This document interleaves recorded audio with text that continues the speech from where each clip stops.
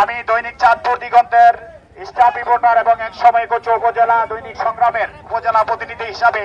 আজকে প্রেস ক্লাবের সদস্য হিসাবে আমি সাংবাদিক আসাদুজ্জামান তুহিন হত্যার দৃষ্টান্তমূলক শাস্তি দাবি করছি। আজকে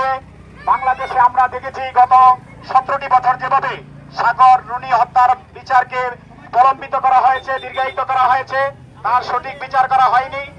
এই কারণেই একের পর এক আমাদের জাতির বিবেক, আজকে কলম সৈনিক সাংবাদিক ভাইয়েরা আজকে বাংলাদেশকে মুক্তিযুদ্ধের চেতনায়, স্বাধীনতার চেতনায় একটি সুন্দর বাংলাদেশ, সমৃদ্ধশালী বাংলাদেশ গড়ে তোলার জন্য তারা যে লিখছে, প্রতিবাদ করছে, অন্যায় সমাজের অন্যায়গুলো তারা আজকে কলমের মাধ্যমে, পত্রিকার মাধ্যমে তুলে ধরছে। আজকে সেই ধরনের জাতির বিবেক সাংবাদিকদেরকে একের পর এক আজকে সাগররুনি থেকে শুরু করে যাদেরকে হত্যা করা হয়েছে তাদের কারো বিচার সঠিকভাবে না হওয়ার কারণে আজকে সাংবাদিক আসাদুজ্জামান তুহিন সেও আজকে নির্মমভাবে তাকে হত্যা করা হয়েছে। এই জন্য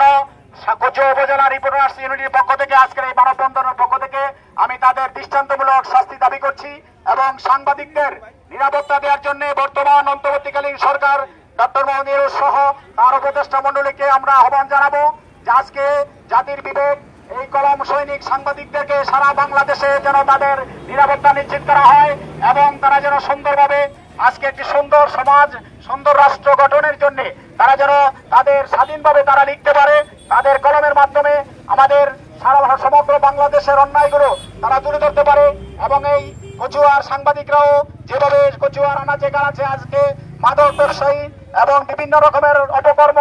অপকর্মের রিপোর্ট তারা তুলে ধরতেছে, হুমকি ধমকি বিভিন্নভাবে দেওয়া হচ্ছে, আজকে তাদের ব্যাপারে আমি সতর্ক করতে চাই। আমরা কচুয়ার প্রশাসনকে আমরা অনুরোধ জানাবো যে আমাদের এই কচুয়ার সকল সাংবাদিক যেন তারা নিরাপত্তা নিশ্চিত হয় এবং তারা যেন সুন্দরভাবে কচুয়ার এই মাদক সহ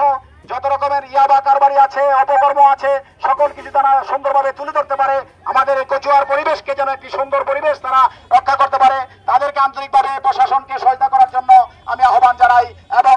সাংবাদিক আসাদুজ্জামান তুহিন হত্যার বিচার চাই এবং আসাদুজ্জামান তুহিন হত্যার সাথে যারা জড়িত তাদেরকে দ্রুত গ্রেপ্তার করে দৃষ্টান্তমূলক শাস্তি এবং ফাঁসি কার্যকর করার জন্য আমি বর্তমান সরকারকে আহ্বান জানিয়ে আমার সংক্ষিপ্ত কথা